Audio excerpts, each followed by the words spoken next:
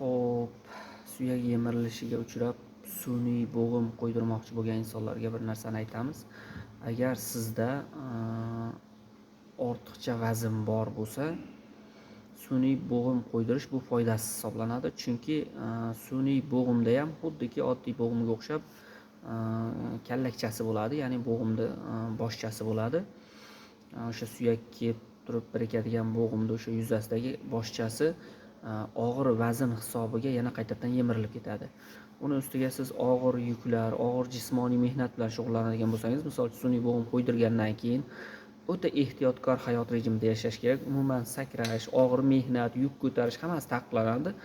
Sababi biz o'zimizni jonli bo'g'imlarda o'sha mehnat qilgan og'ir ishlarda yemirilish bo'ladi, lekin tiklanish hisobiga biz buni his qilmaymiz. Lekin siz qo'ydirgan sun'iy bo'g'imda yemirilish bo'ladi, lekin tiklanishi bo'lmaydi. Shuni hisobiga sun'iy bo'g'im qo'ydirmoqchi bo'lgan insonlarga aytamiz, juda ehtiyotkor yondashuv qiling.